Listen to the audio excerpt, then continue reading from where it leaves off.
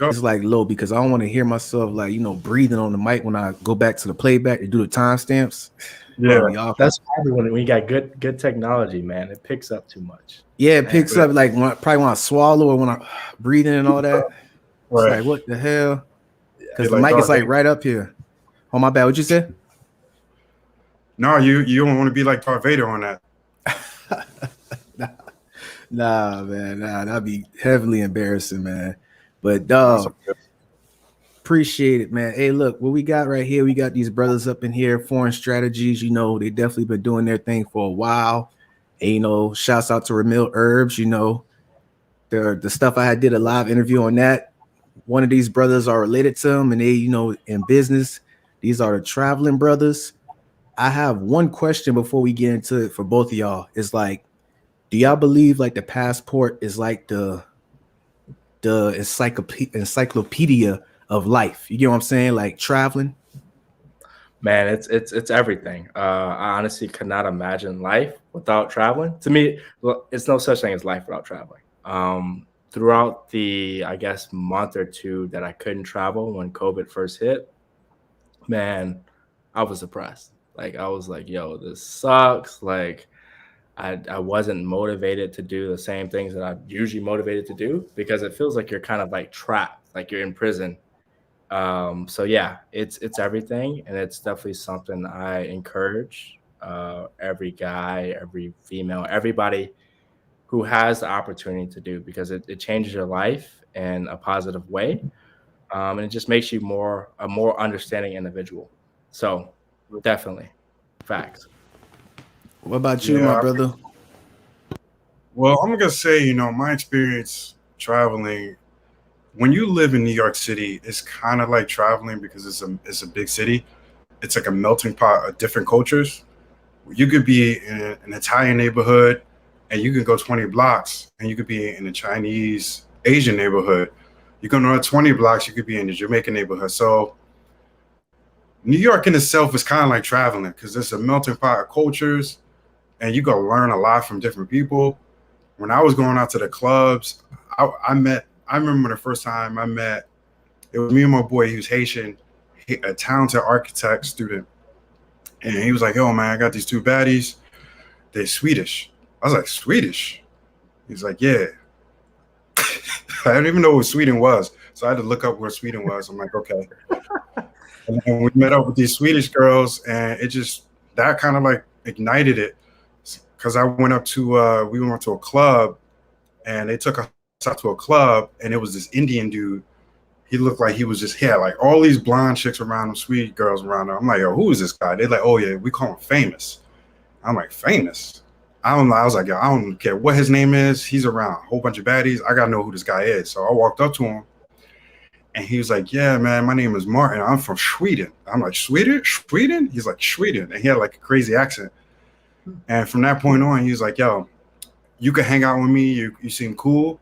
All you got to do is just be normal. When girls come up to you, just be cool. Don't be so thirsty. And I'm like, cool. And every weekend I party with him.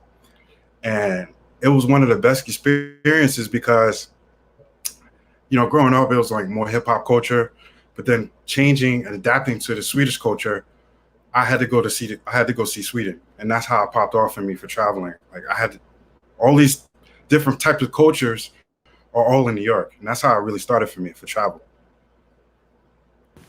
Dang, so you saying that the brother had pretty much helped you out with like, just partying with him and, experiencing the outside world kind of, that's what you're saying?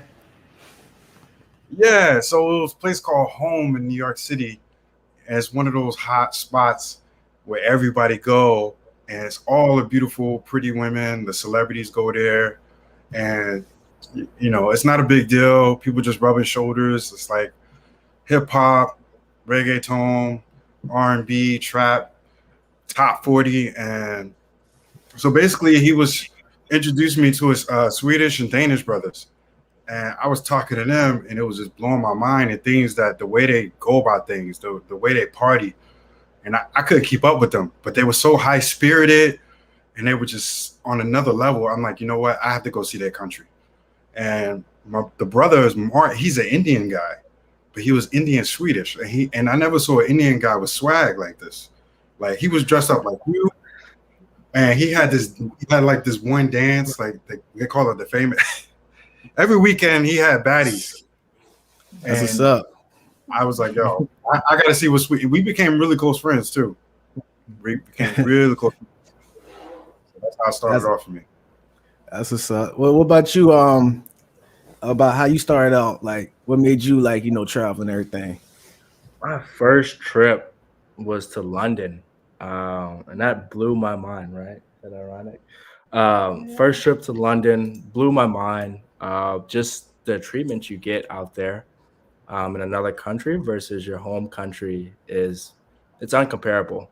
So I would say that definitely gave an addiction. Something like when you go back, you're like, man, this is stuff I don't have to deal with when I'm elsewhere. So I would say that London definitely did that for me. Even though I would say the UK is probably the most similar to the US out of anywhere else, it still was enough of a cultural difference to give me that exposure. So yeah, definitely. Hey, and so we already done got the introduction of what had made y'all get started into it. Is there any like experiences that helped change your paradigm in life? Like some valuable stuff that y'all have saw outside of the United States. Either one could go first. It don't matter. Ooh, that's a good Yeah. question. Even though Sweden was on the map for me first, I didn't initially go to Sweden first. I went to Finland first. I went to Helsinki. I was talking to this baddie. She was African and Finnish. She was like a mix. And this is when Facebook was popping, when you was trying to spit your game, on Facebook instead of Twitter and all that stuff. That's where we were doing it then.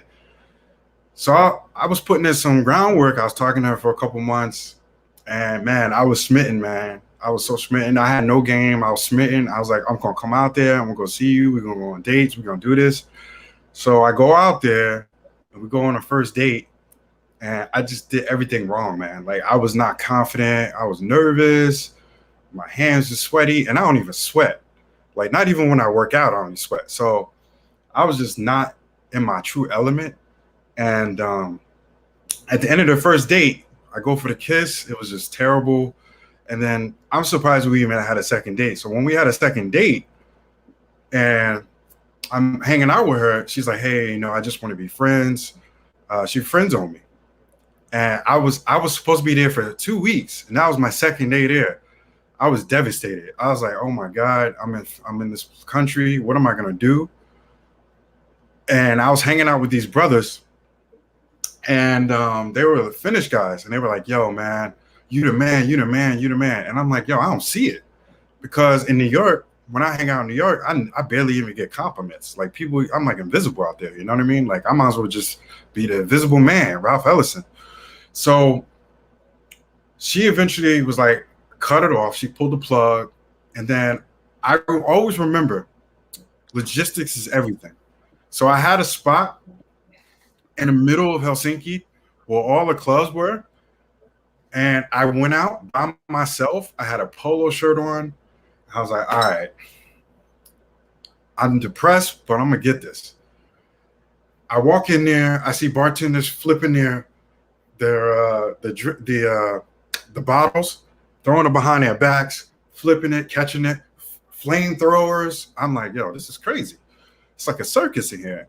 I see baddies everywhere, and they all staring at me. I'm like, nah, this is not happening. Why are they staring at me like this? And this one girl comes up to me. She's Finnish and Swedish. She's a blonde chick. 10, total knockout. Straight up comes up to me. 10 minutes later, we're hooking up. She's like, where do you stay at?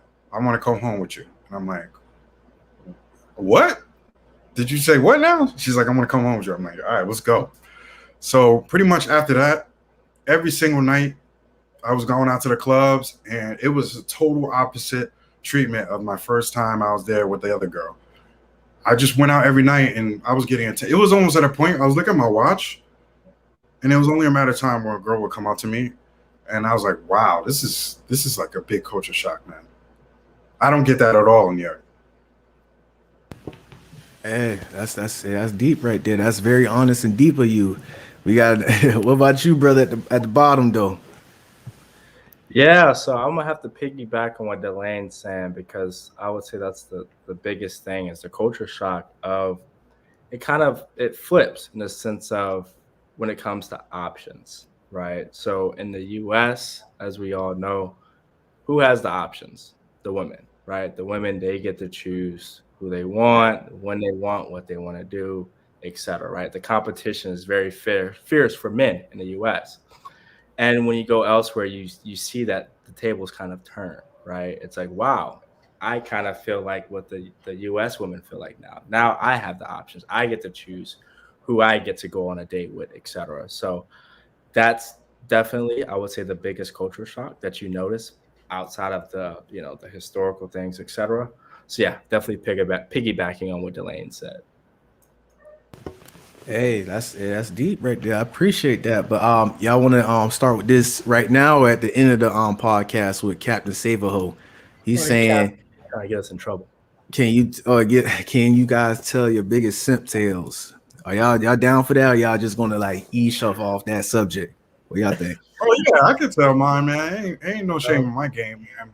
It had happened at least once or twice, you know. Like my thing is you got to go through the bumps and bruises in order to like, you know, dust yourself off and be callous to it.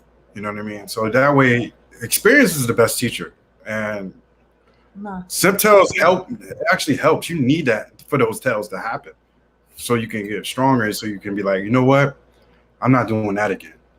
So, but I'm gonna say that the story I just told right now. When I went all the way to another country to see a girl, we went on one date. That means I took. I didn't hear. No, yeah, I didn't hear you say you went. I didn't know that part either, bro. Yeah, I didn't know that part either, man. Hold on. Snap. Yeah, bro, you skipped that part. Sound This is effects why- up here. Okay. Yeah, this is why I went to Finland. I went to Finland for her for 2 weeks. I was like, oh, we're gonna hit it off, Whoa. and we only didn't had know that. one date. But here's the thing, though. She did me a favor by me simping and doing that. She opened my eyes to traveling, because let's say she never did that, I would have never went to Sweden, because on that end of that trip, all my boys is like, yo, you think you're having a good time now? Go to Sweden. And when I went to Sweden, I went to Stockholm, I went to Gothenburg. I liked it so much, I ended up living in Sweden and I almost got married in Sweden. Not that time, but later on in the years. So I went there for her, and it was only one date. And on the second date, she was like friend zone me. And what made it even worse is I still hung out with her as a friend. I was like, all right, cool, I'll be your friend. Now, knowing what I know now, I would have never done that. But hey, if you can't get no much simpler than that, then because a ticket from New York to Helsinki is not cheap. How much was that? We talking about like 1,500 round trip or just one way through? How much it is? I'm gonna go on a limb and say $400 or $500, but it's not the money that's the big issue. It's more of the time and attention, the energy. Get on a plane to go see somebody with good faith, the expectation, and when you ain't got no experience, your state of mind is so fragile. You're not callous. There's no bumps and bruises. So when you do that first fall, it hurts. It hurts the most. But then when you fall in the future, it doesn't hurt. You're like, I've been here before. I'll dust it off and keep walking. That's probably one of my biggest symptoms, because I actually traveled for somebody and it didn't work out on the first date. After the first date, it was done. That's what's up. What about you, brother at the bottom? Man, I'm gonna have to think about that. Biggest simp tale. I was too busy listening to Delane's story than to think about it. You had me so intrigued. Man, Young, I'm gonna let you go first. Hold on. Hey, give me a second. Can y'all hear this real quick? Y'all can hear that? Yeah. That was yeah. yeah. Oh, you got Okay. the sound effects popping? Yeah, the little. We got the little. You know what I'm saying? man. We got all that stuff. Oh man, you got it all set up. This background too. You gotta show me how you did that. You know how to do that, Yeah. Delane? I'm Oh pretty sure man, y'all thumbnail hard, so y'all know how to do this. This is pretty simple right here. This is just a collage right here. yeah, And you get the you gotta StreamYard thing. Go ahead. No, my bad. you It's got like to a do delay. another. Yeah, it's a delay when you talk, so that's my bad though. What you were saying though? Yeah, in the background, you just play around with the settings in StreamYard. Yep, self-explanatory like that, man. Hey, but oh, I can't hear you. Say again. Do you switch up the background each show? Where you at, Young Grump? Where you located? You travel much? When I was in the military, yeah, but I'm in Orlando, like by Orlando, Florida, as we speak right now. Yeah. Okay, Orlando's chill. Yeah. I've been there a few times. Yeah, that's what I'm saying. But I'm from like Charleston, South Carolina, originally, that area, and then never traveled or nothing until I got in the military. Went from there to Fort Lee, Virginia. Came back to my city and went straight to Korea. So I had to stop wow. at Japan. I'm talking about first plane ride and everything. Went ordered straight to Korea. After that, Kuwait, Afghanistan, Poland. I think that's most of the stuff out of the country. Yeah, that's so far. And I got my passport too when I left the military. So yeah, 843. That's Yeah, pretty good.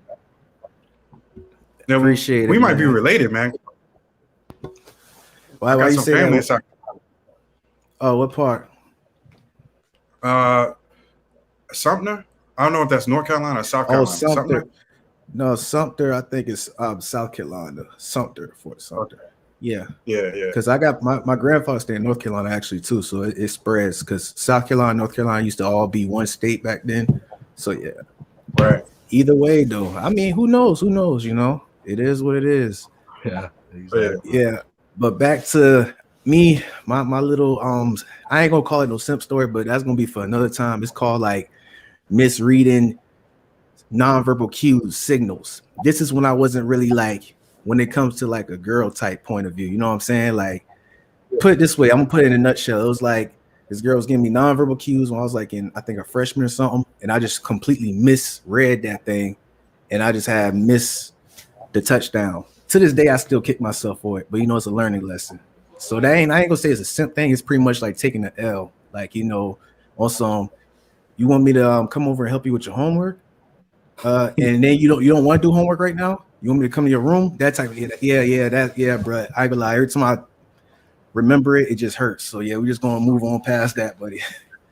Dang, bro. Hey, so that was like lame shit. Go ahead. But you know, even when you take that L, so W, because that she taught you something.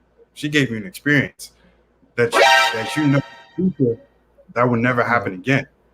So if someone invited you for homework, you're like, nah, I've been there before. So that's not an L, man. That's a W, bro. Oh yeah. I mean, it is. I mean, I was green as hell, low key back then, but head was too much into the streets. You know what I'm saying? Like, you know, you could read street vibes and all that, but like when you start interacting with a woman and everything, it's like a different ball game. You know, it don't matter because where I'm from, you could be the toughest street dude and everything. I seen tough street dudes they act like Mr. Krabs, stutter and everything when they're in front of a woman, and it blows my mind. So that's why I'm saying, yeah. So I got both of it now. I just had misread it. It's a learning point. She was bad as hell. I mean, dang, bro. I missed that whole. I mean, right now, if like she come across me or whatever, you know, I mean, come on, I did a big transformation. I'm not green no more like a pool table. But yeah, that thing. But it's just the L. Ain't no simp story though. So what about you at the bottom though? Tell me one of yours. Man, we got to go back to the other day. What happened? No, that's not that was recent. Bro, I think that's probably one of the worst. Whoa. Nah, bro. Dancing, bro. They were dancing. Remember? Yeah, but you know what though? I think we handled it well, and we ate food. We got drinks. I think I enjoyed myself. I know you enjoyed yourself. And for me, it was a different situation because for you, events that led up to it. For me, it wasn't. Because going into that, for you, I wouldn't say it was a simp. tell, I would say that you dropped the ball. That's all. You dropped the ball. I mean, I feel like that's pretty simple, bro. But let me ask you this, though. If you had to go back and relive that night, what would you do differently? How would I do it differently? Yeah. All right. In the dream world, we going back. How would you start? How would you bam? How would you kick it off? I mean, honestly, I would say let's not go out. I would say we should have stayed in and had a party at the crib rather than going out, spending money on drinks, spending money on food, to pretty much be told, "See you guys later," and then you see them dance. Well, for me, they're dancing, bro. When we left, right? Just to give y'all the story, right? It's a brief story. We met up. One of the chicks was Delane's chicks.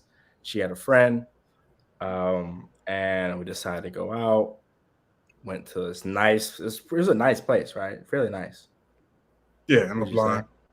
We're eating sashimi, drinking drinks. Then night was over, and it was pretty much like, all right, see you guys later. So yeah, for me, I would say that. For you, it's different. I'm gonna paint the picture. For me, I had some loose ends that I needed to tie up, and we never tied those loose ends. So for me, I had no expectation because we haven't talked for a few days and we needed to clear the air. Even though we kind of cleared the air, when you're hanging out with somebody, you could see their patterns. You could see if they're really cool. You know what I mean? I don't think we were really, really cool yet. So I had no expectations at the end of the night. But the things that happened afterwards, I was like, oh, okay. I was kind of expecting it.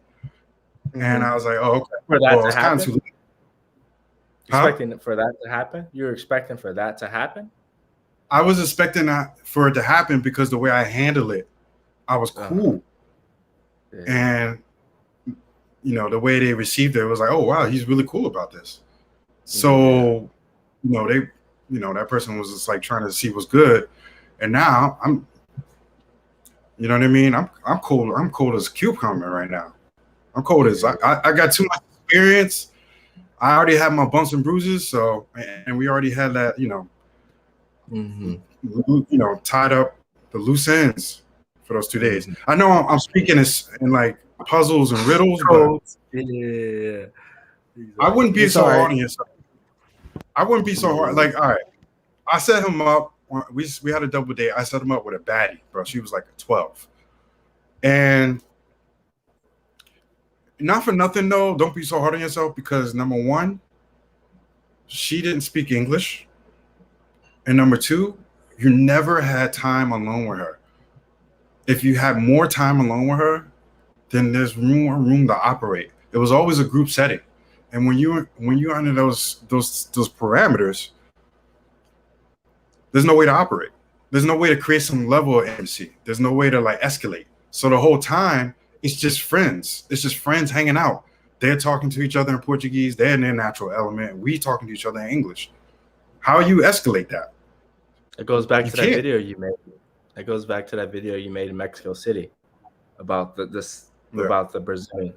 Remember? Kind of the group setting aspect. Oh yeah, don't go on group dates. Don't do group dates. Yeah, that's facts. Group dates. Yeah. It's funny. It goes right back to that. Yeah. Young Grump, you kind of feeling out what we're talking about? Yeah, I'm about to say I'm going along with y'all talking about. I'm definitely picking the vibes. This channel that we do, we all about psychological analysis, body language, and nonverbal cues, the whole 9 yards. So my question for y'all though is, since y'all travel, is it nonverbal cues? Is nonverbal communications? It's like the facial expressions and what the other person do. Is that sometimes it's natural what I'm saying, but like, are y'all starting to pick that up more better, especially when y'all traveling? Yeah, man, that's how I get by. That's how I get by here, is strictly off of verbal cues. Simple as that. Yeah. All right. Okay. So I'm an architect, and when you're an architect, you have to look at the finer details. And what I notice is that when you are really good at something. That's not really the strength. The strength is knowing that you're really good at something. And what I realized is that I'm a very analytical person. I look at the finer details. I started applying that to dating. And once I started doing that, it unlocked, like, Neo was looking for the one. And once he found out he was the one, everything just unlocked. Bullets was going slow. The whole world was just at its oyster. What I started doing was I started studying non-verbal cues, physical cues from women. When she starts, when you're having a dinner date with a woman, she starts touching her ear. That's a sign of attraction. She starts playing her hair. That means she's comfortable with you. You really want to know if a girl's really feeling you? Extended eye contact. Is her shoulders parallel with yours? 80% of communication is body language. If you go to another country and you don't know a lick of what she's saying, it still doesn't matter because 80% of her body language is talking to you. And this is the things that I studied when I got into the game. I started picking up details and strategies or whatever. So, like, let's say you're in a social setting and it's all of us, right? And it's 3 girls. It's a party. And if you really want to know what girl's rocking with you, remember when we was on a beach in LeBlanc Beach, and I was like, "Yo, I think this girl like you, T-Bob." And you was like, "Nah." I was like, "Let's separate. Let's see where her attention goes to." Simple as that, right? Don't even got to speak Portuguese. An example like that. So going back to the party, you want to know if the girl's feeling you? Chill in the corner, actually be social, have some social equity. You're talking to somebody, but you're keeping your eye on her girl. You wonder if she like you or not. Like, does she like me? See if her shoulders are aligned with yours. And if they are, test that. Move to another area. Move around. See if her shoulders are aligned with yours. If it is, 9 times out of 10, man, you gotta pull up on that girl and say, "Hey, what's up? What's your name? What's your sign?" Because she's giving you all the non-verbal cues that, hey, I'm interested in you. I like what I see, and I want you to come talk to me. And like living in New York, that's all it was, man. We used to go to the clubs. It was all about just spitting games, man. Spitting game. It was all about learning non-verbal cues. When you look at a girl versus her just looking at you because you're just there, or to tell she's interested. You know, if she looks at you, it's extended. You throw a little smile at her, let her know you're confident. If she looks at you again, it's a wrap. Because women know, because they have an abundance mindset way before we develop one. So when guys look at them, they know, oh, this guy's feeling me. I'm not going to throw him another look. I'm not going to look at his way because he's going to think I like him. So you just probably already know this stuff, but I'm just saying. That's when I started learning, I started reading up on this stuff because I was an analytical person. And I was like, you know what? Let me work on my strengths. Let me use the talent that I have as an architect, and let me translate that through dating and like learning social cues and as far as traveling, you're on dinner dates with a girl, or you're just with her inside of a house. You can see if she's comfortable by the things that she do. You know, I mean, mind you, I'm not being weird and staring at her and looking at the social cues, but I'm like chilling, you know, asking her a question, you know, and she's throwing it all at me.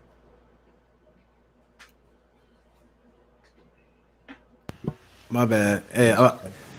Hey, what's so? Yeah, you got it. You got it. I'm about to say you on point with it. Impressive right there. Impressive, especially with the shoulders. If her shoulders pointing towards you, towards attention. And you very well spoken too. I could tell you very well spoken because from now until we start this live, I didn't even hear you say once. I mean, me, I do, you know, I say sometimes here and there, but the way it's like you pause and you like you know, get yourself, I just said just now, but you just get yourself together and you speak again. So that means you very versatile, well spoken, and that's the proof is in the pudding. What about you, brother, though, at the bottom?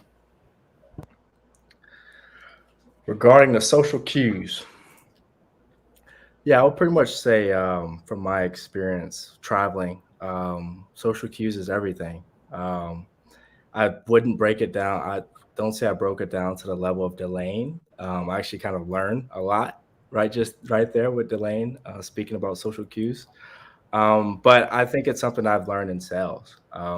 When it comes to any type of big deals, right? You always want to meet the person in person, because it's all about reading their body language, reading what they say, reading how they move, reading in their eyes, like how they've, move their hands. That's everything. So what I always recommend people is, when it comes to like big decisions, big sales, big whatever, always get in person. Never have those conversations over phone. Or if you can't get in person, get on lives like this. Like, for example, you guys could feel the energy based off of how I'm moving, right? So it's all about seeing the people, feeling the atmosphere, and that's honestly the key to dating, key to business, key to life, is that human interaction. So definitely agree with Delane. Delane took it to a whole nother level, which I really like, and that's definitely something I think guys who struggle with, just kind of the social aspect, I think if they took it to the level of Delane's, they definitely would do much better when it comes to the dating as well as business. Yeah, Yeah. especially when you said you was in the sales department too, with marketing and sales. That's already natural right there. Most people who in that field right there with you, like boom, like how you just automatically said, like you trying to sell something, don't talk with the phone, try me in person or on live like this. Y'all boys got together, man. Definitely. Appreciate that. Appreciate that. Yep. I want Appreciate to it, bro. add on to that. Go ahead. That's short-term game. Now, if you look at the long-term game, for my brothers who want to get married, they want a long-term relationship. Nonverbal cues are very important in a long-term relationship, because you know how many times women say, "Oh, there's nothing wrong with me." You ask her, "What's wrong?" "Oh, there's nothing wrong with me." You know damn well there's something wrong, and it's up to you to pick up those nonverbal cues to know that when your lady has an issue, something's on her mind, you ain't take out the garbage, she ain't like what you said, your tone was wrong, something was off, she was supposed to do something, you owe her something. So that's also good for the short-term game, but also important for the long-term game when you're trying to get into marriage and stuff like that. Shout out to my man, 3% Man, Corey Rain. He came out with a book called The 3% Man. I was studying shout out to AMS. I was studying AMS and Corey Rain. That's pretty much the cornerstone of my game. So when you're in different countries, that doesn't really apply. This is more for America.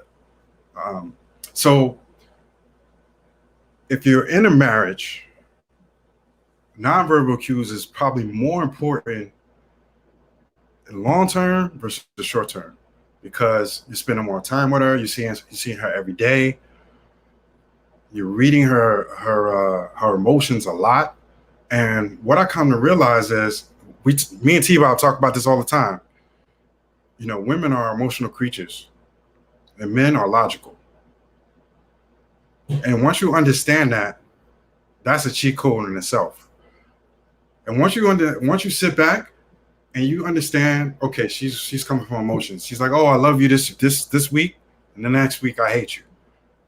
You can't take it to the head. You kind of got to be like a Zen master and be like, oh, that's just how she feels at the moment. That's just her nonverbal, cues or whatever have you may. So for a long term, it's up to you to, when like T-Bob sitting with the lady next to her, you can just look over it and feel the vibe and feel the energy. Like when he's talking about vibe, you could feel somebody's vibe. Like the other day, I remember like last week, I was on a date and I was seeing this girl quite a few times. I really liked the way the dates were going. I wanted to see her more. And I could tell something was wrong. And I asked her, what was wrong? And she's like, no, it's okay. I was like, nah, what's wrong? Me knowing how women operate, I don't even have to ask her that. But I just asked her that just to make sure I was not in my head and just being analytical. But by me asking that, it doesn't matter what she says, it's how she say it and her body language. Something was wrong. And I just finally said, hey, what's wrong? Try to be funny about it, get her out that her emotion, have her talk to me verbally. So yeah, it's good for long term. Those are the long term. Like knowing nonverbal is also good for long term versus short term. It's probably even better for the long term. I agree with that. Yeah, that's deep right there. Back so to you at the bottom. You said what country you in right now as we speak? In Brazil. In Brazil. So tell me, how did you met you know, your lady up in there? I'm trying to figure out how to approach it. You know, I ain't trying to say the wrong thing. I'm trying to see. You met right now? Yeah, we met at, what did we meet? On the street? Walking down the street? Yeah. Just pretty much she gave me the verbal cue. And, okay. Because I lived close. Yeah, we live close, and I remember the lane being in my head back in Rio, right? So yeah, bro, you know, in New York, what we would do if a girl looked at, if she made eye contact, what would we do? We would walk up and make, you know, contact, right? So that's pretty much what happened. He lucky because So- the few Brazilians that speak English. You know? Yeah, and she speaks English. Because So I lived in London for 9 years. exactly. Oh, that's what's up right there. So he liked me. No. So you, exactly. you learn another language? You getting better with that? Yeah, Me? you. Yeah, yes, sir. Portuguese. Yeah, no. I'm with languages. It's just not my thing. And I go to too many different countries that speak different languages to be able to stick with one. So yeah, I don't see it happening anytime soon. To be perfectly honest. Will you use the app on your phone to communicate? Yeah, Google Translate. Google Translate. That's what's That's up. the key to success. Hey, I feel you. But another question though for y'all is like, you know, there's a lot of young adult men who be watching content creators on YouTube, the Black Manosphere or the whole 9 yards. You get what I'm saying? Can you break down a brother who is like scared to talk to a woman, who's scared to approach her? You get what I'm saying? Like they could like take all this information they're getting from these content creators and they could regurgitate it, but they don't want to do the work by approaching. What's y'all like, response for that? So, like, you know, I've listened. No, go ahead. I'll understand what you answer. Yeah. Oh, I listen to a lot of AMS. Okay, you go ahead. My bad. It was a delay. Go ahead. I was listening to a lot of AMS, and he was talking about purpose. He's talking about fitness. I think when you work on those things simultaneously, talking to women, you start building your confidence. It's kind of like when you watch Star Wars, and he went to go see what's his name, Yoda, and he was just like, "Oh, you have a lot of hate in your heart," or something like that. And he was breaking it down. He was like, "Your hatred turns into fear. Your fear turns into anger." So when dealing with women, you're trying to get out of your comfort zone. You're trying to talk to women. Prerequisites, right? To build your confidence, you got to work on your body. You got to study your game. You got to work on being successful. Now, I say you do it simultaneously. I don't say go in a cave and go hide somewhere, work on those things like Apollo Creed and Rocky. You know what I mean? Because what's going to happen is you're going to wake up and you're going to be like, what's that name? What's homie name? That's like a quadrillionaire or whatever. Robert Kiyosaki, Rich Dad, Poor Dad. Oh, yeah, him, yeah. Now, this dude was married for like 20-something odd years. And he said, he admitted it just this year. He was like, yo, I was simping. I was making all this money. I wasn't getting anything from my wife. Like when she was like, no sex. Imagine waking up. You're like a multi-millionaire. You can't get sex from your wife, but then you okay with it, right? He was simping hard, And he said, you know what? If I can do it all over again, I would have did it differently. I wouldn't have did it that way. I read some of his books. He said that they were both broke in the basement, inside his parents' house, I believe, or they had rented out a basement when they were down bad, and they had grind to become successful. But you saying that he was just simping that whole 20-something years? I mean, that's probably the basis of why he stuck with her. She's the ride or die chick, right? Okay. But looking at long term though, looking like kind of like reflecting on his years, he looked back, he's like, man, I regretted it. Because someone was doing an interview with him, I forgot who, and he said, if I could do it all over again, I would have did it differently. So the reason why I'm making this example is because what he did was he worked on himself, right? And he had somebody by his side, but he wasn't working on his soft skills. He wasn't working on being red pill. He wasn't working on like studying the manosphere stuff because that stuff wasn't around. You know what I mean? You have two different people. The person that's working on being successful and the other person that's working on being successful and working on talking to women is going to be better off, because what's going to happen is, I'm not saying, come in good faith when you go in these relationships, but you're going to end up being in a 10, 15-year relationship, divorce, she takes half the money. This other dude, he's like, you know what? Marriage is not a fair deal. I'm making all this money. I'm so aware of women, the way they are. They can be night and day. Even if I find a good woman, who knows where it can go? Let's do a prenup. That guy is aware, and he has the better tools to. I'm just going off a personal perception or perspective. He has the better tools to go through life, safeguard his money. It's a black and gray area, because it's like you're thinking about kids. Is marriage conducive? Is it propaganda? So we're talking about something totally different. But I think it's equally important when you focus on fitness, success, game, while you're dealing with women, because that's very important. Because if you have all success, game, fitness, and you're not dealing with women, you can get finessed. The ultimate finesse. You wake up and you paying child support. You wake up, she got half your money. And what she do? Now, in Robert Kiyosaki's case, that's different. She was a ride or die chick, so she deserved that money. But in some cases, that doesn't really happen. What about the PJ Washington and Brittany Renner situation? That's a perfect example.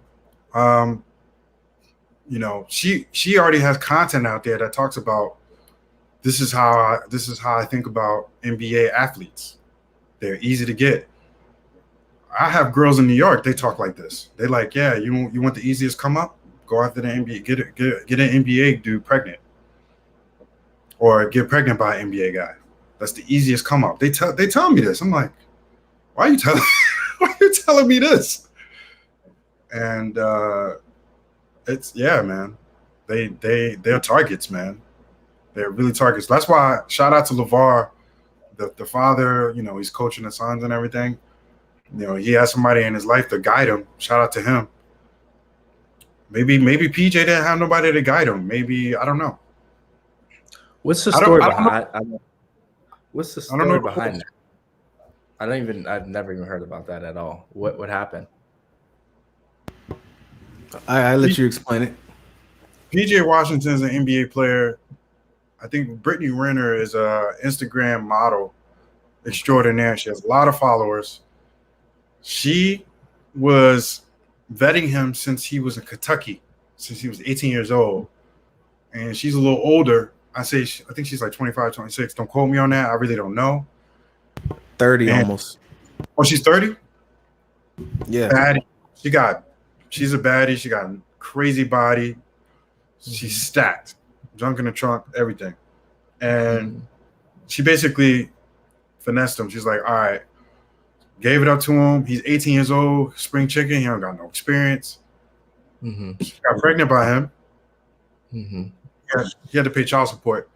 And the numbers say out there on the internet, he's paying $200,000 a month for child support. And the thing is that this is all in the media. I don't know what to believe, because people can say crazy things about us. Should we believe it? So I don't know what's true. And so I really sit down with Brittany and PJ Washington. I don't really know the truth, but that's the story. $200,000 a month. Yeah. And then she made a video gloating about it. She made a video? Yeah, saying like, yeah, you know, about it? Yeah. So I got him. Yeah. Bro. Yeah, she said Stepdaddy season 2. Oh yeah, Stepdaddy season. Yeah, that was great. Yeah. I remember when I followed her on Instagram, because she looks really good, and no one really. I follow her on Instagram. She looked really good. You'd have been caught up too. Huh? You'd have been so I was caught up too. You'd have been she was twerking and everything, and then I heard her talk. And she was. I think she was like being an actress. She was like being in character, and she was like. She had like 2 different personalities in 1 minute. Yeah. I immediately unfollowed her after that, and I never looked back. I was like, "Yo, something wrong with this girl." Damn. Like I saw the cue early. I was like, "Yo, I'm good. Yeah. I'm not following her." All in the same day. Yeah, it's almost like a split personality. It's like people get that playing a character mixed with mixed personality disorder. You know what I'm saying? Like split personality disorder. I meant. It's like, oh, I'm just going into character and all that. It's like, nah, a good percentage of them have a mental illness that's not been discovered from, clinical research. You get what I'm saying? It's like, hold on. It's not like you play that character, that role too well. So I understand what you're talking about. So do you think that's a good thing or a bad thing? Because I know like Beyonce, she should, what does she call herself? Like her version. What, Sasha Fierce? Sasha Fierce, yeah. So yeah, she's channeling. That situation is kind of different. She's channeling to go into a different. It's kind of like with Jamie Foxx with what's that Ray Charles? I think that's his name. That's his name when he played that movie. Yeah, it's like they channel themselves. Yeah. Tina Turner, right. Angela Bassett. That's a different situation. But when we talking about where I could immediately just go into, let's say, a sip young grump, right? And then I just go to like, it's like within a short amount of time, then it's like, oh, what the heck's going on? Like a split change. Okay, that makes sense. It's kind of like that movie Split. I think that's what it's called. Y'all watch that? Mm-mm. Yep. M. Night Shyamalan. Never heard of it. A lot of people in the world, man, they got bipolar and they don't know it. They're bipolar. Okay. They got mental illnesses. People walking around with a lot of stuff, and we don't do nothing about it. Because it's not socially unacceptable to go on a date with a girl and a girl says, "I'm bipolar." What do you do after that? Because you never hear that. Yeah. If a girl tells you she's bipolar, oh my, yeah. No one's gonna admit that. The translation they'll say is like, sometimes I'll be turning up. I'll turn up on the hoe. They'll say something like that. You get what I'm saying? And they'll say that in a nice way. And then like 20 minutes later, that's when they turn up. That's their way of saying they have bipolar disorder instead of just flat out saying it where they don't know it. You get what I'm saying? I know y'all hear celebrities, people y'all personally know be saying, "Oh, I turn up on the hoe." "Oh, I don't give a bleep." Like what? And they just turn up bipolar. Yep, exactly. It's true. That's something definitely to look out for. Split is a good one. I have to check it out. Really famous people. Split is awesome, man. Big names. Nah, cause like that movie Split, I could play like if you could watch the preview of it. It's like he'll come in his room and he'll be like one person. He'll be like an angry person, and then he'll leave the room and he'll come back and he'll be like a sad person who's mute, who can't talk. You be like, it's like 8 different characters. I ain't gonna tell the whole story, but yeah, check it out. You go watch it with Shawty though. Hey man, I ain't even got to watch that movie, bro. I just gotta walk around New York. I see split everywhere, bro. Yeah, I'm sure. More homeless people, man, they be having. Hey, I ain't trying to go too deep in that, but it's like when people with the face mask or with the I ain't gonna say, but what they put something on their head, they be a different person, and then once they leave their head, they be another person. You get what I'm saying? This could go for man or woman. Yeah. I'm just gonna leave it like that. You get what I'm saying? Man or woman. Y'all know what I'm talking about. It's like it's on their head, it's one person, and then when it's taken off their head, it's a different person. I'm just gonna leave it like that, man. Me my sound effect. what a world we live in. Oh man. Hey, how did you you found our channel, right? How did you read? I found it from his brother. I about to say I found it from his brother. Like definitely when I was networking, he said check it out, and I checked it out. I'm like, oh, these brothers doing it. They traveling and they getting a lot of intellectual property from different countries and everything. And it's like y'all doing what from my hometown. Y'all doing what many brothers be talking at the side of their neck are doing. You know what I'm saying? They be like, oh, I'm gonna do this, I'm gonna do that. Just talking. They ain't never left their hood or nothing. So that's why I had salute y'all. Definitely, y'all doing what people be dreaming about doing or watching movies.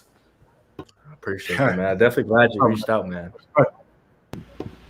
Really appreciate that. Talk to me about the so y'all work remote, or how does this work? How does the financial thing behind it? You know what I'm saying? Y'all like do contracting job, or y'all ain't got to answer to nothing?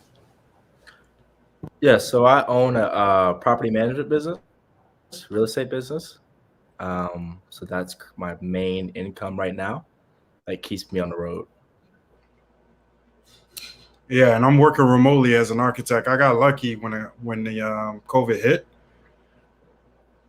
It was time to go home and work remotely from home. I was like, cool, I can dig that. And I've been in Mexico for like 6 months, just working in different areas in Mexico.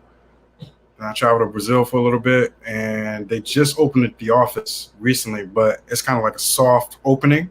It's not a full opening. So right now I'm pushing things together, moving some pieces around. So when I go to Rio, I'm taking a leave of absence for a bunch of months, and then I'm gonna see what the future holds. I'm gonna see what the future holds. I'm safeguarding myself, but I'm also putting myself in a position to thrive. So no matter what happens, I'm still good. But working remotely, right? Coming back 4 weeks. Yeah, I mean, we talk behind the scenes about the business stuff. Yeah. If we do 4 weeks, you know what we got to do. If we do 6 weeks, it's okay. It's like the good. Okay. Yeah. No, I already talked to the partners. They gave me okay. Oh, I've been there for quite a long time. Yeah, I already talked to them already. I've been there for quite a long time. It's like a family. It's a democracy. So, as a millennial, bro, you've definitely been there. Like a millennial to stay at a job for how long? How long have you been there? 6 or 7 years. Yeah, that's 6 years. Yeah, 6 or 7. They definitely take it.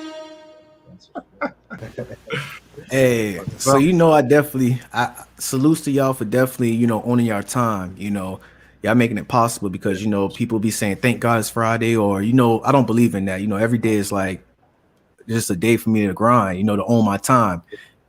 Yeah. So I'm gonna definitely ask y'all another question, because y'all know I definitely gotta get to this. This is like the last part of Dang Live, but y'all know who Minister Jap is, right? T-Pop, you know what that is? I've heard of the name. Oh, church check-in. Well, pretty much, or what's the other brother name? Financial learning. I've got is this Caramel is like light-skinned brother. He be on YouTube. He talking about Master Teacher. Yeah, him. I don't know. Yeah. So I'll check this out. I'll be on Minister Jap YouTube channel, and a while back he was talking about traveling people and all that. You know what I'm saying? He was like, oh, you got the traveling niggas over there who always like to get this and that. So I know it's nuances to it, because they have the extremists. They try to put y'all in a box saying that y'all travel because y'all can't talk to girls here in the United States. And what's your counter like response to that? You know what I'm saying? I know it's different, but can you please, explain that? Oh yeah, I'll go with that. All right, so here's the thing. The same thing I want to say.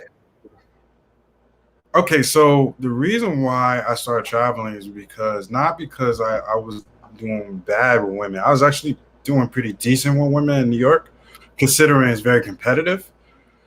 But I was looking where my return on my investment was going, my money and my time, and what was I getting back? So I'm going on these dinner dates. I'm spending $200 a week, and I'm doing it every week. That's $800 a month. And I'm looking back, and I'm looking at where my money's going, and I'm looking at my return on my investment, and it's a disparity. And I want it to be like this. So I wasn't having any issues in New York because I found my way. I found my sweet spots in New York, but I wasn't cool where my money was going. So I decided to start tallying up, bringing out the accounting glasses, looking at my calculator. I was like, you know what? Something don't seem right. I go on a dinner date, and what's the real exchangement that I'm having right now? It can't be sex for sex because the way I look at things, that's equal, because I'm giving you experience, you're giving me experience, and I'm also paying for the experience too. You know what I mean? So, and the time that I take to make that money is a return. It's like an investment in itself. So I was like, you know what? Let me see what my money can do traveling. So once I started doing that, I created a travel channel.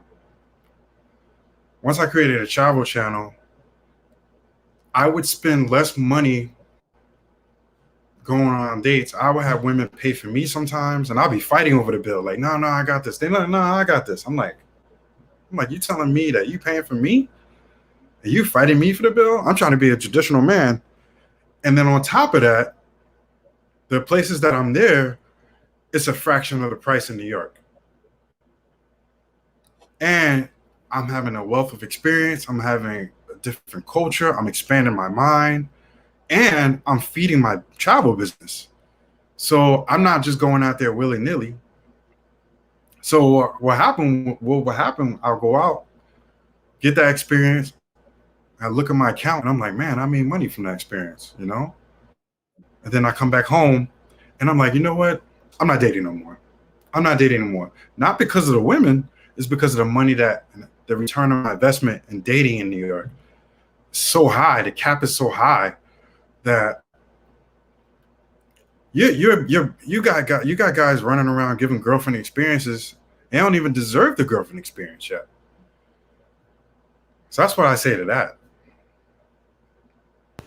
Hey, I feel you on that. I respect you that you going and you making money off of that. You get what I'm saying? You're not willy-nilly, like how you said. So salutes to that. Definitely got to give a horn for that one right there. You're not just going over there to stunt or nothing. You know what I'm saying? So, but for you, brother at the bottom, you said? No, I said I went out to chase the bag. While having fun and getting that experience. Respect that. Yeah. All right, baby. What you guys say for that though, bro? Yeah, man. For me, it's about the whole experience. My first ever girlfriend when I was 15 years old was from Romania. And pretty much once I was like introduced to the family, right? I was exposed to things that I never thought was like reality coming from where I came from. So that opened my eyes to just how powerful it is when you expose yourself to things outside of your norm. And I think when you hear guys like that shaming people for experiencing the world, doing things like that, you're actually hurting your own community. Because if you look at any great society, you look at the British Empire, the Roman Empire, the Chinese, everybody has learned from other cultures how to succeed. So when you stay stuck in your current culture, when you only feed yourself content from people who look like you, people who think like you, all you're going to be is like the person next to you. Like that's who you're going to become. You're not going to be able to accept other knowledge coming in. So when people say that, it's that they're extremely ignorant, very, very ignorant, and it's because they haven't exposed themselves to things outside of their norm. So for me, it's all about that. I'm a guy who is all about learning new things. I like knowledge. Knowledge is power, and that's what travel gives me. The more each place I go to, I learn something new. When I'm in the US, I still only when I lived in LA, I only dated foreigners because it's a new experience. I'm attracted to people who are opposite of me. That's just in every aspect. I'm attracted to people opposite of me because that provides value. When you're out, like me and Delane, we agree on a lot of things, but we do things very differently, and we learn from each other, right? If somebody is like me, first of all, we're probably not going to get along because we're both going to be stubborn. We're both going to do X, Y, Z. We're not going to learn anything. But when somebody's different, you're able to use the pros of them and add that to your own life. So that's something I say is the biggest thing for me, is just being able to get that wealth of knowledge, learn something different. Every culture does something better than another one, right? Every culture has something that they do better. So for people who say that, they're extremely ignorant, very, very ignorant. I feel you. Go ahead. I want to add to that. So for the people who are shaming travel bros, my thing is this. Everybody that's creating content on YouTube is trying to get that money, whether they're telling you or not. And they also, hopefully, they're trying to make the world a better place, right? If we got travel bros out there and they doing nothing but positive things, they're not robbing banks, they're not terrorizing anybody, they're not doing anything negative. If anything, they're shining a light on other cultures. If it's positive, I don't see anything wrong with that. Now, if there was travel bros out there doing negative stuff, then that's a different thing. So my thing is, anybody that has their YouTube channel, I salute to them because, you know, they're trying to do something positive in their own lane, whether they're travel bros or not. You know, whatever they're evangelizing, as long as it's positive, I'm cool with it. And I think that's how everybody should be towards each other. Because if you go on our channel, we respect the women. We give real estate advice. We talk about crypto. We talk about, you know, traveling smarter. You know, we're going to be coming out with some fitness stuff. We're just trying to make the man a better man, essentially. At the end of the day, it's all positive. I don't see, it's not like we're cursing at anybody. We're not telling anybody to do things wrong. At the end of the day, it's all positive. I don't see how you deter somebody or shame somebody for putting positive energy out in the world. That doesn't make any sense to me. That's why I'm gonna say on that. Hold on, give me a second, real quick. I gotta get this dog real quick. Hold on, man. Hold on.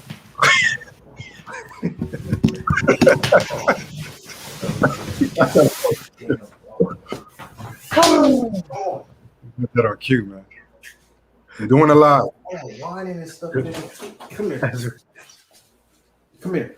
Come here. Quick intermission. Come here. So we got it. Yeah, T-Ball, man. If I can come back in 4 weeks, we should do that thing. Sit down. Do the thing behind the scenes. Stop. If I come out there in 4 weeks, we should do the, you know, business stuff. Oh yeah. You could Rio, right? My bad, y'all. My microphone been on. Hold on, I can't hear y'all. Hold on, give me a second. All right, what's going on? Everything good? Yeah. See the camera. All right. Whew. I fixed the green screen. Hold on, man. You know what I'm saying? Whew. You gonna check out that new Matrix 4? Oh heck yeah, most definitely. Looks good, right? I might check that out. Oh yeah, it looks official. I saw the website, the red pill, the blue pill with Neo and everything.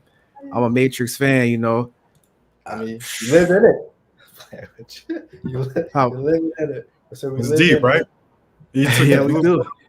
He took the blue pill. He didn't know what was going on. Took the red pill. Opened his whole. Interesting. Yeah, and we got another brother up in here, Citizen Lou. Shouts out to him. He had definitely traveling brother from his occupation. He's a computer programmer. My bad. I'm trying to fix this green screen behind me, and it looked like my suit got me looking like I'm jacked up like Jim Carrey off the Mask movie or something right now. But yeah. Salutes to him. Colombia. That's Colombian. COP is Colombia, right? Colombian pesos. I think so. I'm gonna have to ask him. Citizen Lou, appreciate the donation, brother. What is wrong with this green screen? Hey, don't worry, new studio coming on the way. Go ahead, Citizen Lou. What is that currency right there, brother? That's Colombian pesos, I think. Yeah, that's what I think it is.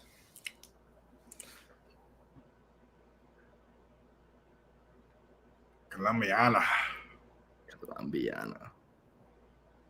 Colombia. T-Bog gonna have a good night. What's going on? Yeah, so I mean, we could freestyle this in right here. What y'all got on y'all mind? What y'all want to discuss, you know? Oh man, tell us a little bit about yourself, man. I want to know more about you. What type of line of work you in? You say you got an interview tomorrow. Yeah, you know, definitely for the IT, because you know I'm definitely in job training for network engineering, and I'm about to go ahead and get my CCNA as we speak. But I had a good bit of job opportunities, but this one right here might be official right here, definitely, because you know I had a good reference and recommendation, and everything, and you know, just with IT, information technology, you know, what's up. I mean, it's a good place to be.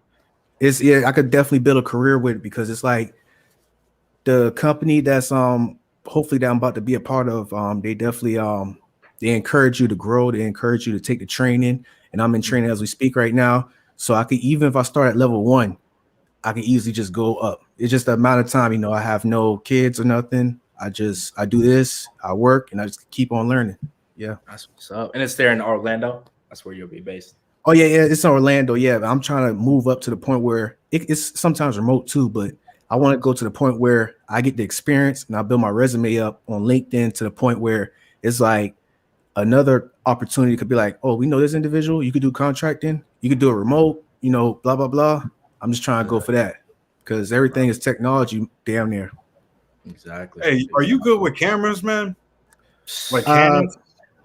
Yeah, mechanics. Oh, nah, all my stuff I do is from my iPhone right here. All the editing and everything. I'm not on that level yet. Soon I will, you know. Trying to get your laptop. This is your laptop. Oh yeah, I'm on my laptop right now as I speak to you. But like when I do my videos on YouTube on my channel, it's all from this phone right here. All of that, everything is from KineMaster.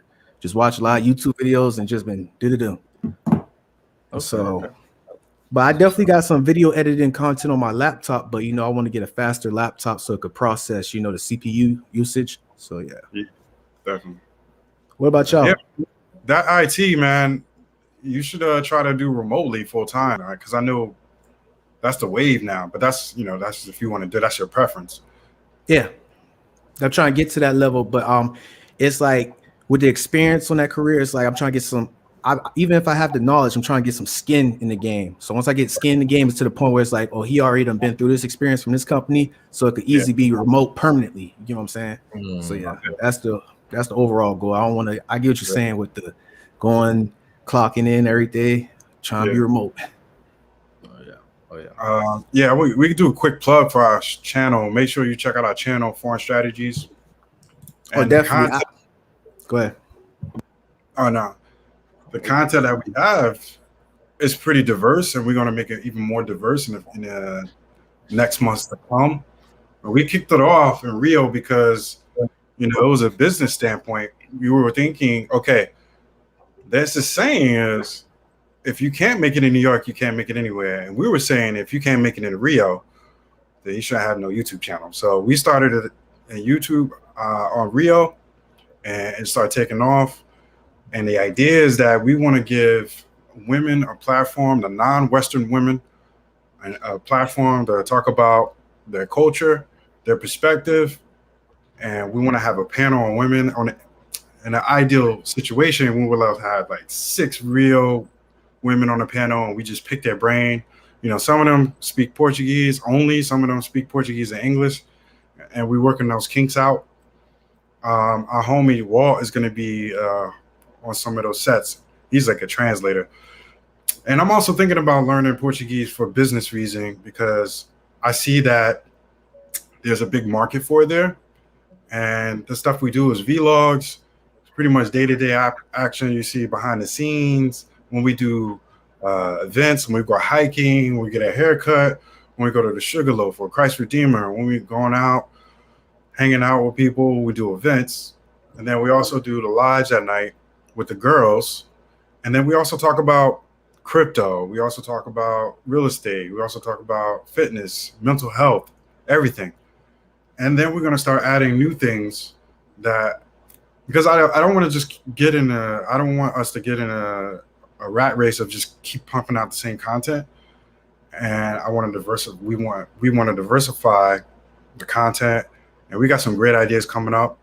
And I hope that we can execute them as soon as we hit the ground running in Rio, because I'm solving at the mouth, man, just thinking about it. So we just picked up my younger brother. He's going to be helping us with the marketing. He's welcome to the team. I'm excited about that. But so anybody who wants to see, brothers traveling in different areas, learn, getting an idea how women are, picking their brain. We have fun. We get intellectual. We don't take ourselves seriously. And it's just a good time, man. And we like to get people's opinions, like, hey, what kind of content would you like to see? And they just tell us. We always do polls on our community. We put our ear to the ground. And that's what we are right now. A lot of people saying the channel's going to blow up. And I hope so. Because we enjoy doing what we do. We hope so. Hey, that's what I'm saying. That's where it's at. I appreciate how y'all like to be diverse when y'all have them lives with the women on there. It's now no Jerry Springer or nothing. It's very, it's intellectual property exchange from their culture and from, your culture and all that. It's a learning experience every time you go on there. So definitely, I drop y'all YouTube channel, and the comment is pinned at the top so they can check it out, and it's in the description down below. Yeah, they banner off the chain, Citizen Lou. It is. I ain't gonna lie. They actually put in some work on their stuff. So I look at the banner, I'm like, dang, bro.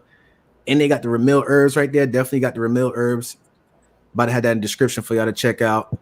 But y'all, whoever did y'all on banner, they off the chain with that. You gotta probably plug me in with that, because I gotta definitely update my banner. Oh yeah, we were looking on the YouTubes and we were looking for somebody that's talented. We saw this girl, this woman, and black sister, talented, and the way she was doing her design, she was just doing it in real time, and she was showing it the receipts, like, this is actually me, this is how I do it. I'm like, wow, she got some talent. So we rolled with her. She executed it well. The turnaround was quick. She even said, hey guys, I'm gonna put your stuff in my YouTube and give you guys some plug, give you guys some airtime. So shout out to her. Behind the scenes, we'll give you her links. Hey, respect. Appreciate that. Thing is off the chain right there, because it's official, very professional. Yeah, I got the Patreon too. Oh yeah, man. I'm the patreon.com. Patreon.com. What is that? So that's your baby. He smiled when he said Patreon. Yeah. Nah, you know what? Hey, bro, Pete, that ain't it. I'm over there just I was looking like, something, man. When I started my travel channel, and I had Patreon on it, I wasn't getting any Patreons because travel is a totally different thing than when you're dealing with dating and all that stuff. So it's a totally different funnel of people coming in. Somebody said something about Ramil Herbs. Yeah, Ramil Herbs sounds cute. Let me put up there. He said Ramil Herbs. Yeah, I have a whole zip from a few months ago. Shout out to Ramil. Yes, sir. And yeah, Judy, Judy says, see, shouts out to Judy, because on this channel we definitely do the nonverbal cues and the body language. I even expose myself sometimes, and they like analyze me. And she just did that just now. Like, even y'all peeped it when I had said that with the Patreon thing, and she said, he smiled with a head tilt. So it's like, they already know I was going for. Yeah, because I'm be real, y'all already know what I was going for. Like y'all already see, like it's transparency over here. That's what it is. You already done read the vibes. Exactly. I was thinking, I ain't answer that question though. That's what I'm trying to figure out. The Patreon, is it more like for support, or is it more like videos behind the scenes, how you operate, or what y'all do? It's a mixture, I would say, right? Yeah, you want to T-Bog? Yeah, there's a mixture, right? We have different categories for each. The first category is mainly for support. The second one, you're getting more of the behind the scenes part of the show. So yeah, so mixture of both. All right, I respect that. Yep. Yeah, and we do consultations. You know, I remember one brother was like, "Man, I'm not paying for a coach. I don't need a coach for dating in Brazil." I'm like, I agree. We don't believe we're coaches, but we do believe that when you go to a country and you have all this experience and knowledge, that's very valuable to somebody that hasn't been there. So for somebody that hasn't been there, that's a world of a difference. You can go to Brazil and not know nothing, and because you don't know nothing, you move wrong. Your whole trip can be all messed up. But if you have somebody at your fingertips to walk you through, like, don't live in this neighborhood, but if you do live in this neighborhood, don't wear this, don't wear a chain, don't go out there doing this. Oh, you should do this, and not in a way of like preaching, but just a normal conversation, a friendly level. We mentor.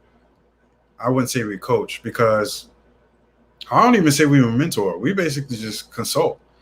Because when I first came to Rio, I was lucky. I had a brother down there. He spoke English, Spanish, Portuguese, and now he's learning French.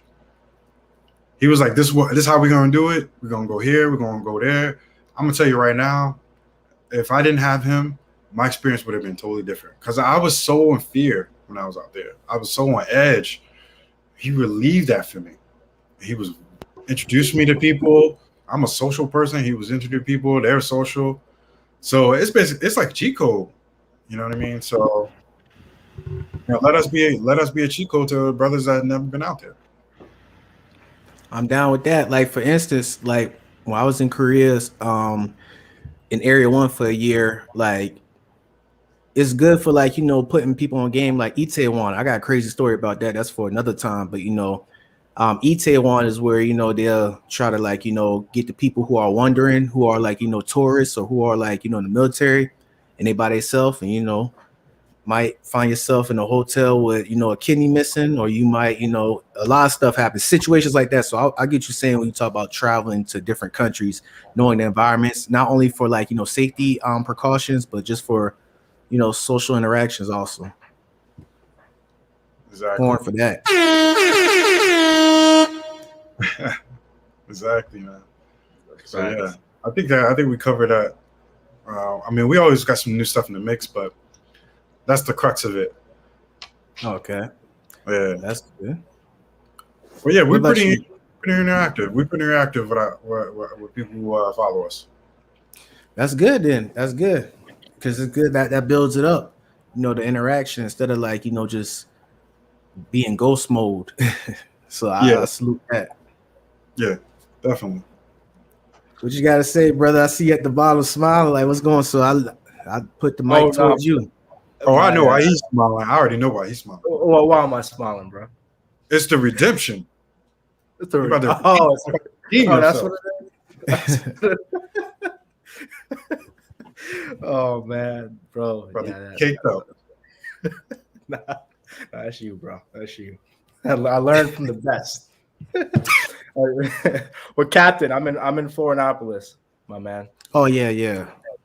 Shouts out to Captain Saverhall. I appreciate you. Yeah, man. Definitely. Captain comes through, man. Captain's usually the only one on my side on my channel when it comes to to where we like to travel to. So yeah, Captain, you would like Florianopolis, based off. And he even got that book, the comic book, Captain Underpants. I remember when I was in elementary, I used to read all them books. He even got that as his AVI. Captain Sable. I got can't believe I just realized that. Me too. Actually, now that you said that, I really didn't trigger in my head either. That's yeah, Captain Underpants. Y'all remember that book series? I used to read that with Junie B. Jones book and Harry Potter, all those stuff. I remember I was a young kid. This dude is wow, bro. Shouts out to you for that. That's bringing back childhood memories. Oh man, I love it.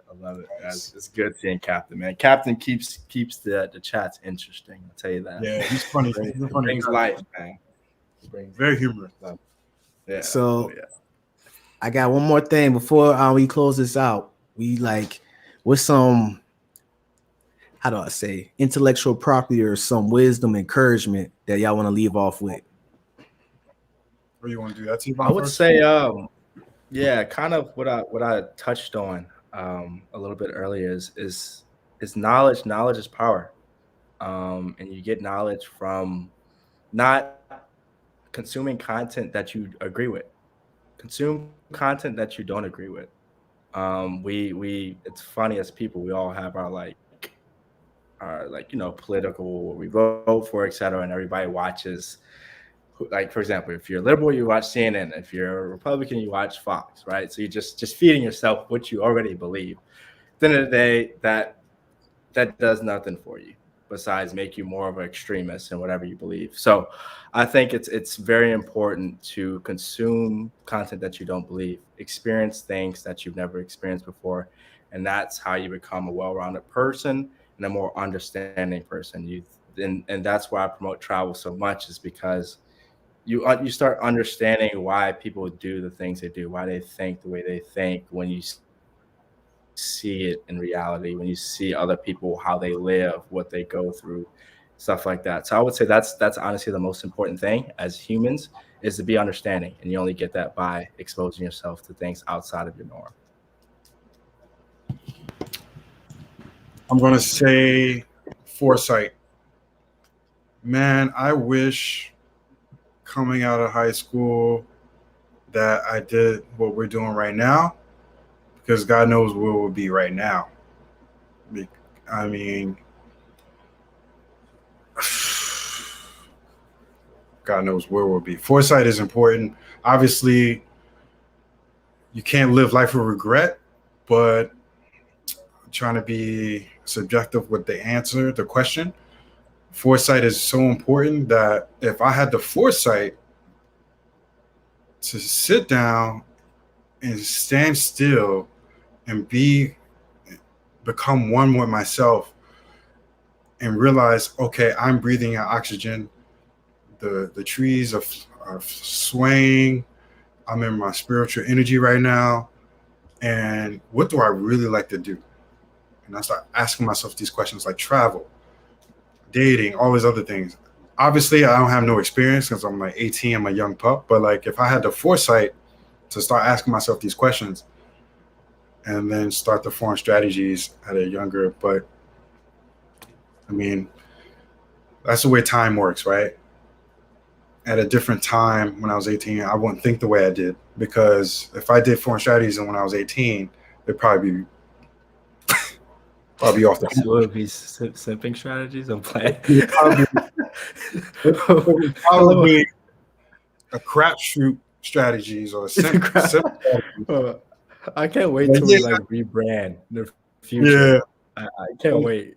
Well, yeah, I flew all the way to Helsinki to go see this girl, and we went on one date. And that was it. She friend zoned me. Oh man, be straight getting clapped all day. The channel will hit.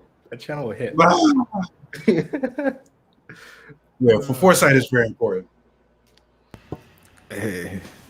So, I mean, we got brother guest Citizen Lou that just popped in at the last minute. What's up, brother? He had traveling brother too from his occupation. What's going on? I think he's on mute. Yeah, what's up, fellas? What's going on? What up, Citizen? What's up? Yeah. Nah, man, it's some good content, man. I just checked y'all channel out, man. Y'all got some good stuff over there, man. Salute.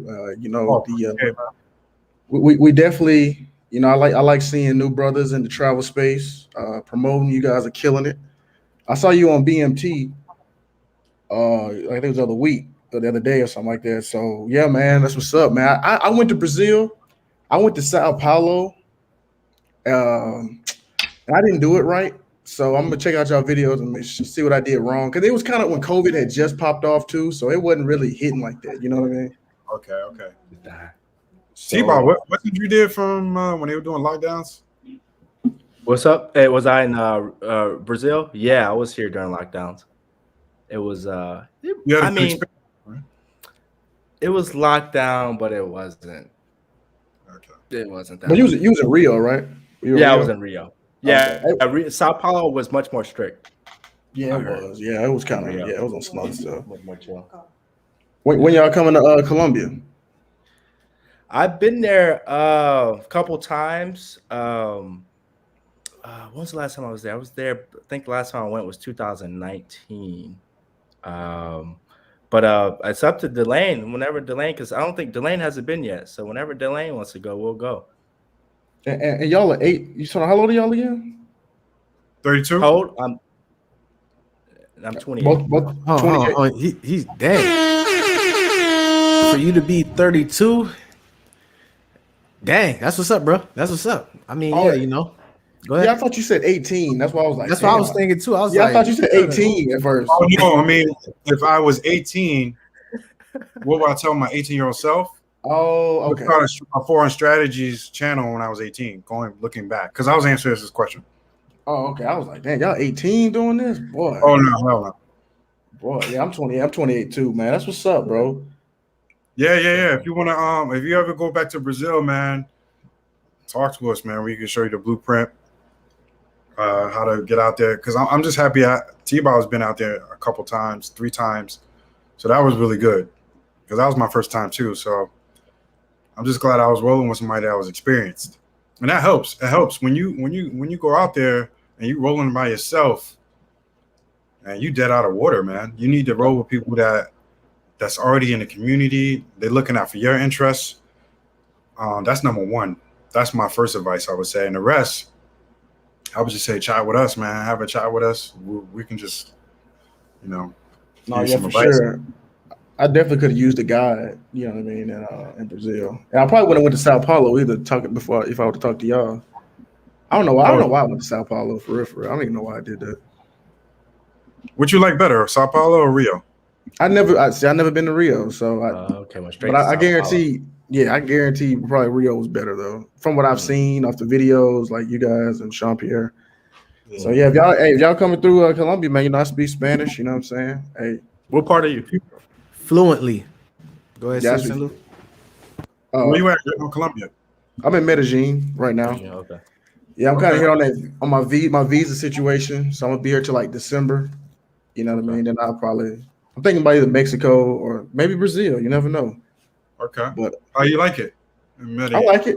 I like it, man. The weather's great. It's I got this apartment I'm in right now. It's like 2-bedroom. It's like in a high rise downtown, so it's pretty sick.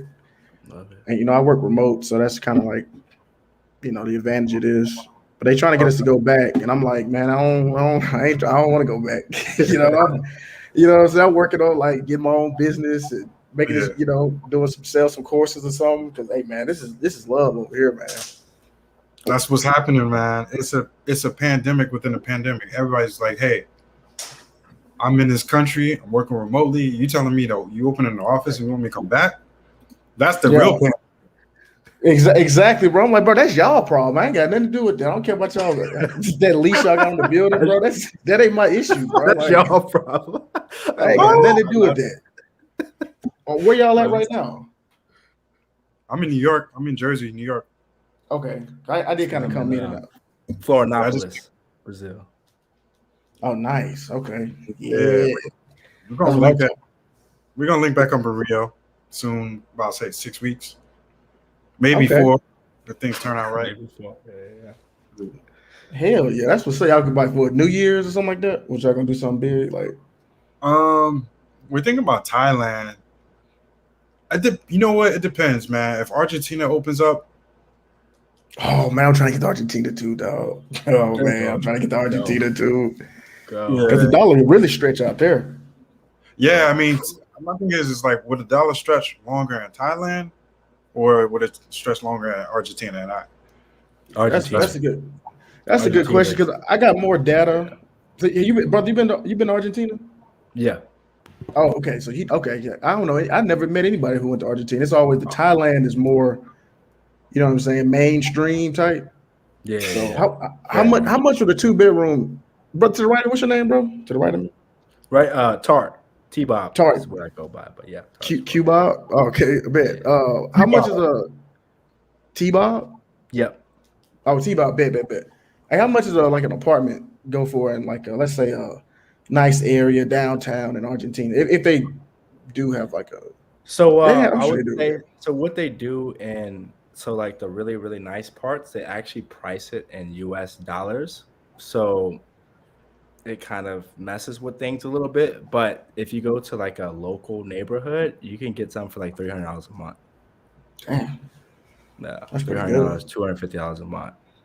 So pretty much to give you just an idea, back in 2001, the Argentina peso was 1-to-1 to the dollar. When I went there, it was 1-to-60. Now it's 1-to-180. Damn. I was eating steak dinners when I was out there, like 5-star restaurants for $20, right? This is with drinks. This is with tip, everything, $20. And it was 1-to-60, 180 then. Now it's 1-to-180. So just do the math of how cheap it is now. 1-to-180, that's monopoly money. 1-to-180. So there's not many places I can think of that's cheaper than Argentina right now. Damn. Yeah. So it's mind blowing. So I think when they open up borders, tourism is actually going to explode there because of the currency practically failing, and it's still being like you feel like you're in Europe when you're there, so it doesn't feel like it's in economic distress. So I mean, there's a lot of crime that's happening now, but it still doesn't feel like it as much. So yeah, Argentina is going to explode as soon as they open. They're going to explode with tourists. Okay. That's why I put out that thing yesterday. You saw that community chat? Put on a community chat. I saw what people thought about investing in real estate in Argentina. I just wanted to see what people thought on that. But yeah, I think it's an interesting place. It's a very interesting place. But I definitely recommend it. Bet. Have y'all I don't want to hog up. Dang, I know y'all probably got some stuff to do. I just want to say, have y'all thought about El Salvador? You know, I heard y'all talk about crypto. You know, has that been on like a on an itinerary?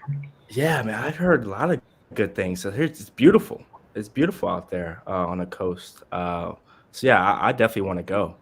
Extremely cheap, and it's very interesting what they're doing with the crypto thing. I haven't read too much on it, but I've definitely heard that they're gonna start using it as like their main currency, right? Yeah, they got they got this app you can download. It's called Chivo Wallet. Okay. So that's what they use to just pretty much exchange Bitcoin throughout El Salvador. Yeah, man. Yeah, that's what's up, man. Hey, shout out to y'all boys, man. Oh man, thanks for getting on, man. We definitely have to definitely hit us up, man. It'd be good to chat with you more.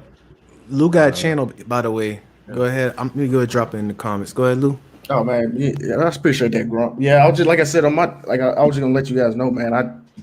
I teach Spanish. I do programming. I kind of like to mix them both together because it's like I can teach you Spanish, but then if you can travel to a Spanish-speaking country like Mexico or Colombia or Argentina, if you can work remote, and it goes hand in hand. You get what I'm saying? So you can just totally open up your whole.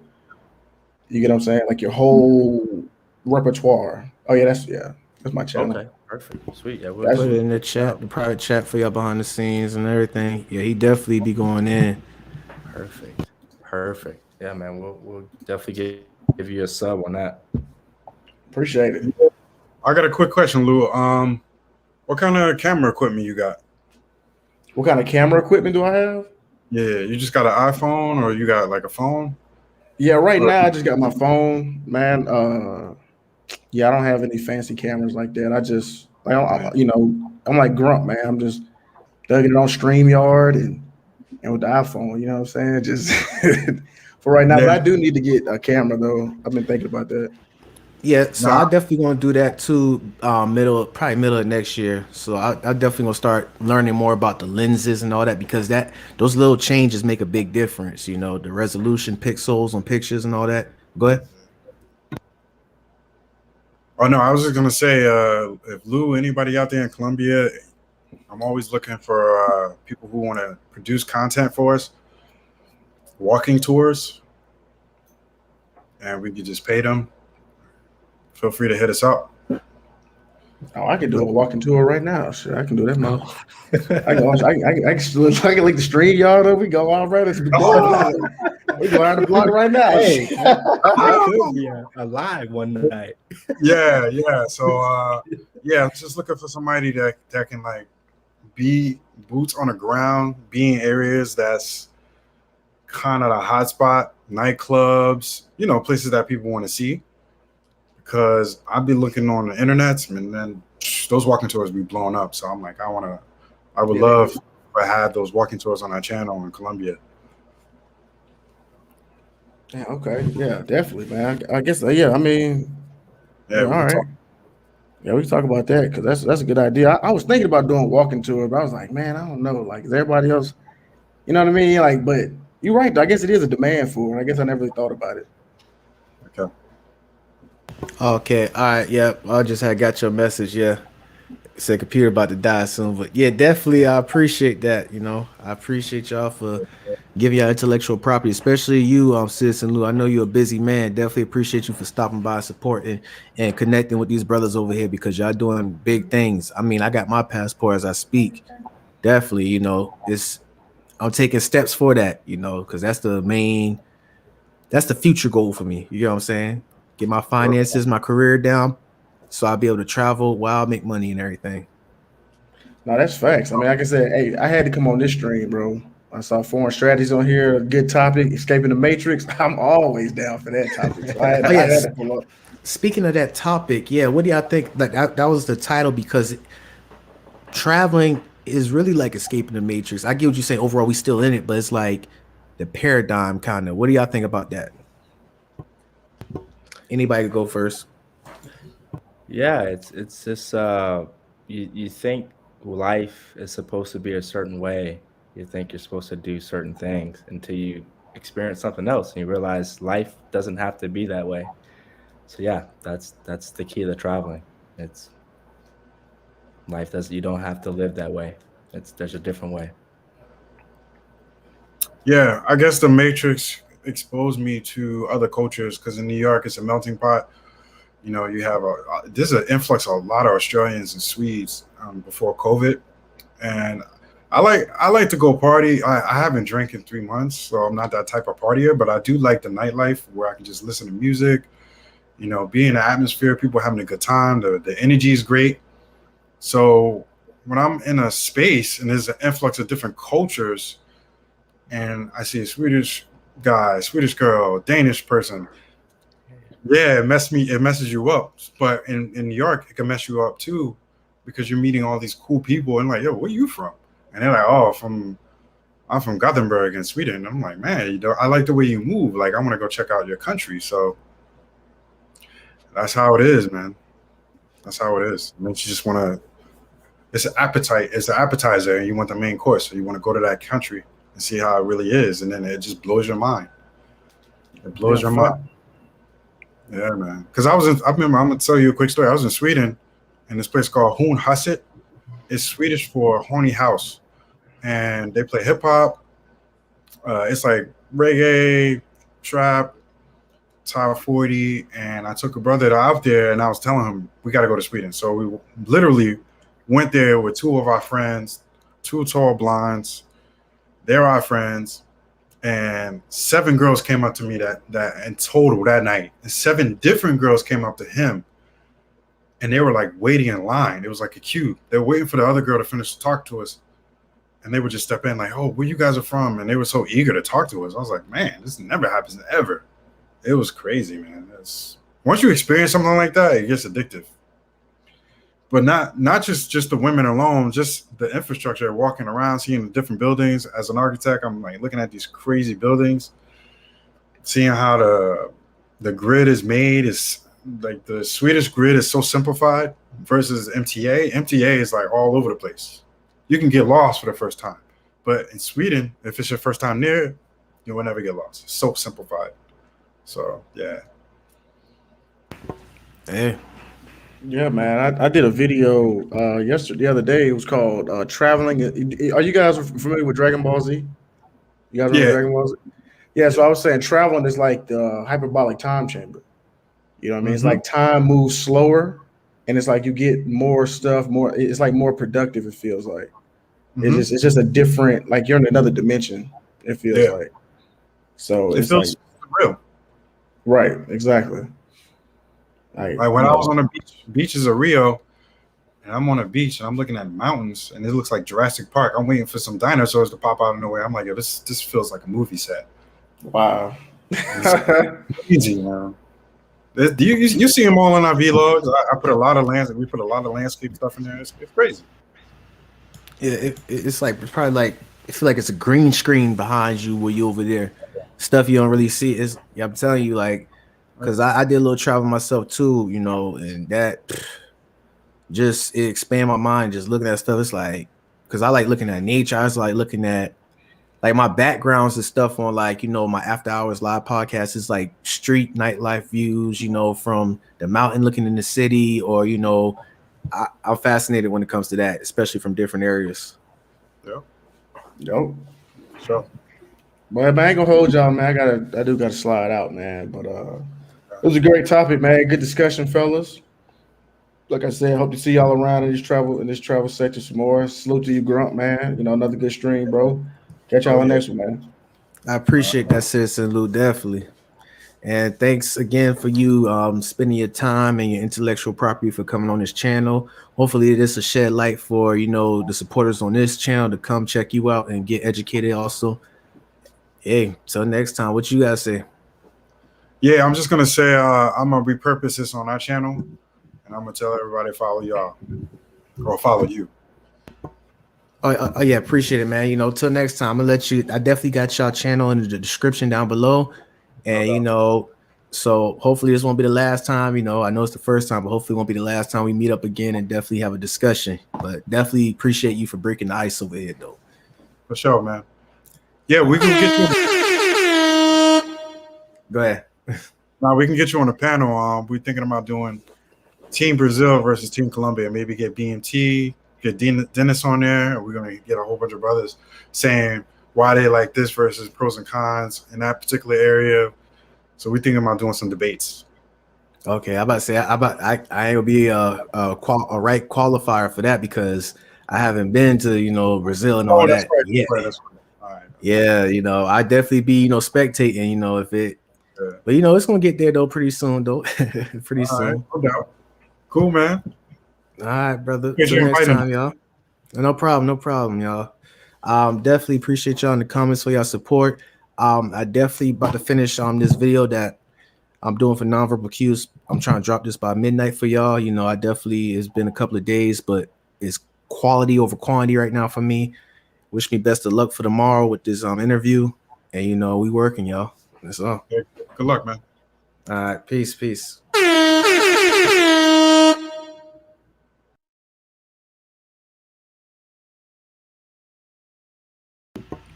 Yes, sir.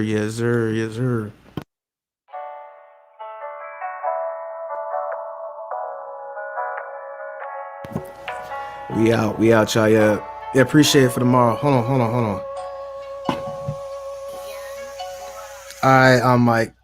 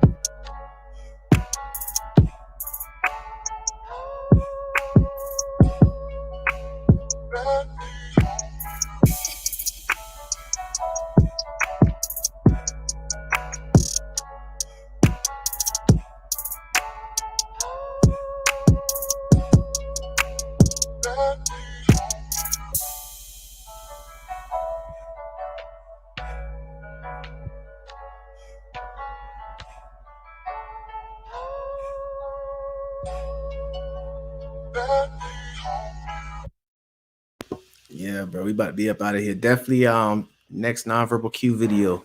I got like 2 that I'm working on, but I'm trying to figure out which one I want to release by midnight tonight. And what are any ideas that y'all want to know that y'all want to do, you know, in the future for nonverbal cues? Y'all like how I'm doing them with the, like, you know, with the Jodi Arias situation and with the Jennifer Hudson, I think that's her name, the guy who was accused of killing her family. You know how I broke that down situation. If y'all like that type of way, I'm definitely gonna go that route and I'm gonna improve it. I'm gonna bring more quality on it. So, and I'm trying to make them 10 minutes. You know, I'm trying to make these videos at least 10 minutes. Yeah. Oh yeah, I forgot to tell y'all, this is like damn near like my only suit right here for now, the time being. So I made a little to myself, you know, y'all gonna pretty much see, it's like a cartoon character. Y'all gonna see this every time I go live. Y'all gonna see me, like, whether it's a tie or it's gonna be professionally dressed like this. You know, that's just a new approach I'm about to take with this situation. I'm trying to look the part. So I'm trying to dress like it so I could think like it and I could be like it, the whole 9 yards. So you know that song Caught Their Eyes. The lyrics on his first verse. I feel y'all. I ain't trying, you know, this is just, was thinking about this a while back. You know, I've been busy this whole week and I ain't been doing lives like that much, but I'm definitely gonna I owe y'all a live for this weekend. But I still got, you know, just got a lot of stuff to do, you feel me? But definitely gonna get used to this. Y'all gonna start seeing this like every time I go live. Might put on a different tie, might put on a tie that's like, you know, colorful or something. But yeah. Hold on, it said you could find scenarios like that where somebody hating on you, but they pretend they like you. I feel that. I was at a party this past Saturday looking like I was at a gym. Imagine that. That's good. At least you're getting your workout on, though. Because that's what I do, you know, joggers and a t-shirt with some sneakers, you know, when I work out. Appreciate it, Captain Save a Hole. Appreciate it. You know, it's about nonverbal cues, verbal cues, body language, and psychological analysis on this end right here. So definitely, I've been doing a lot of content. I've been doing it daily, but I'm trying to keep them. People been saying, oh, you should make these longer and all that. And I'm about to just start doing 10 minutes or longer. And I'm going to just go, you know, ham on it. So, yeah. So I'm about to go ahead and sign up. I appreciate y'all for stopping by. If y'all haven't, definitely go back and check the live I just did. But, you know, be on the lookout. It's 9:48 Eastern time over here. So midnight-ish, 12 a.m. Eastern time. Be on the lookout for me dropping a crucial quality video. You know what I'm saying? So appreciate y'all, man. Till next time, we out, man. About to put the little horn. I'm out.